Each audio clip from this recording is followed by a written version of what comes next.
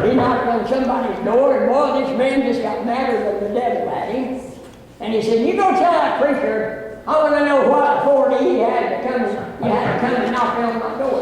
So Brother Ray, he came and he was shaking. He was about a young man, 27 years old. He got turned and he said, "This man, boy, just ripped me all apart for coming knocking on his door, you know." And he said, "Boy, what authority you had?" He said, he wants to talk to you." I said, "Let's go." Got my Bible, the Word of God. I was so nice, you know. I went, knocked on the door. I think that one thing is for sure. I mean, you can preach something, you can preach against sin, you can preach it hard and hot and heavy, but you've got to do it in the right spirit. It's got to be done in the right spirit. It has to be done. I'm thinking about one man talking about this preacher. Preaching, he was in the pulpit. Preaching, he was like a bulldog. He was like a bulldog when he was preaching. He was like a bulldog. And they said, you know, when he comes out of the pulpit, and he's like a little French kitten. You've got to do it in the right spirit. And so we went over, we knocked on that door. The man said, "Come on in." And he said, "I'd like to have a question." I said, "By what authority do you have just going up and down these streets, you know, knocking on doors?" I had the word of God, the King James. I opened it up, I said, "Right here it is, right here it is, right here it is." So, and he was surprised because he was kind of a religious man, but no doubt he was lost, you know. He was lost. And so, but see, here, as we go back there to Acts 1:8, "And you shall receive power." After that, the Holy Ghost is coming upon you. And as we go out into the highways and the hedges and compel us to come in, and as we're knocking on doors, from door to door, as we're going from door to door, as I came back here to America after being in this show for 36 years, I was really amazed at how many of the Jehovah's Witnesses, you know, they're out there on you have them in Columbia. We have them saturated in the street. Every Saturday morning, even on Sunday morning, they're going up and down the street, and they're even training their children to do so. I stood back and watched a lady, she could have been 35, 40 years old or so, and she had a little boy, he couldn't have been over 8 or 9 years old. She kind of stood behind the building there, and she sent him up to the door to knock on the door, training him.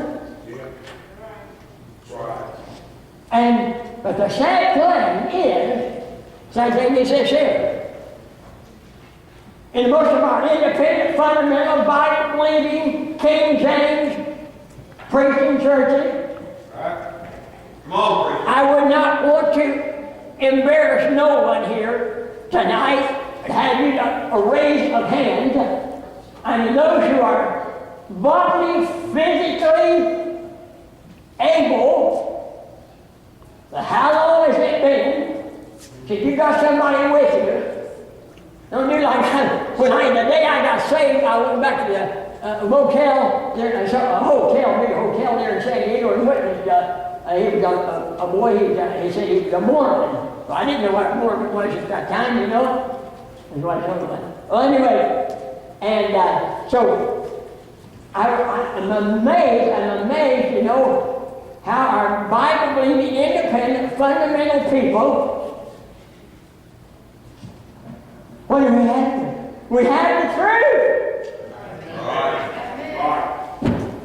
Now, we not want to embarrass anybody by a raise of hands to ask, how many of you have got somebody with you and go up and down the street and knock on the door? You say, well, they might not like me. They might cuss me out. Or they might throw me off of the porch. Like you did that one preacher up in Connecticut who went up there and started the church, and this man got so mad at him, he asked him literally to grab the hold of him and pushed him off of his porch. started cussing on that. You think, the preacher, he said, you think I went on down the street with my head down, oh, poor me, how I'm suffering for Jesus. Yeah. What that man did, the Holy Ghost of God got that man under sick conviction. He said, I'm going to find that preacher and apologize to him. He had no gospel tract or nothing, but he found that preacher in town, and the preacher I heard when I was in Bible college, this preacher said, he's my best deacon in my church today. But I'll tell you, up here in Minnesota, I remember I said, this little old flame 5 feet, 5 feet, well, no, I don't know how it was then, but I'm 5 feet 4 now. It's shrunk 2 inches since I was in the Navy in 1954. I was 5'6" and a half when I went in the Navy, now I'm 5'4".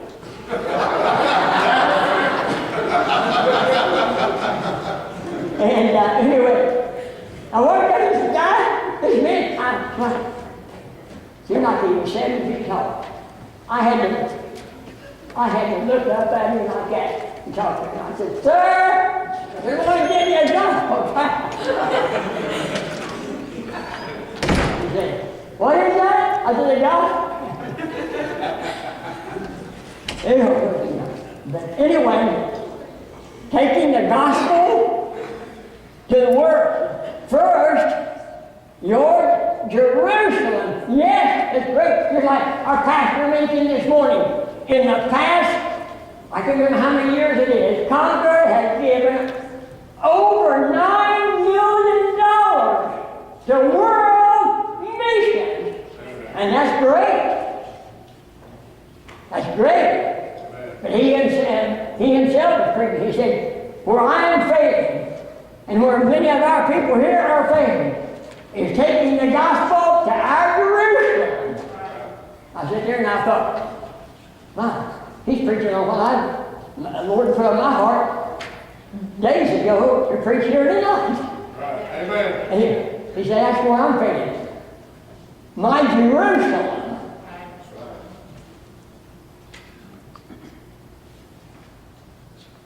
And now I know people, I mean, you're not in a full-time ministry like I am, like some other brothers are. You're working jobs, you know, you have got. I guarantee you one thing, you find time for everything else. You can find time to go out on the highways and hedges and tell people to come in. Amen. You're right well. I guarantee you one thing, if you had a little a boy, he'd sit there and he'd come home, he said, we got a ball game. You'd be there. You'd be there cheering them on. Amen. You make time. You make time. You don't find time. It's like, I mean, isn't it amazing how the things most important in this life of a child of God, the devil tries to get you involved in everything and just saturate your time with everything else other than going out, sitting in and studying, reading the Word of God, getting on your knees and praying, spending time in prayer. Oh, brothers, I tell you what, I found out how to just lick the devil. I don't wait to do my prayer time in the middle of the day, early in the middle of the morning, in the middle of that. Too much distraction you do it in the day and everything. Amen. I'm an old country boy too, brother. Raised on a farm up in Illinois. And then God put me in these cities of 2 million, Tijuana, Ensenada, 500,000, Mexicali, 1.5 million, in one city. And here I am. I never big city, you know. And have a lot, I'd say we have a lot of drug cartels.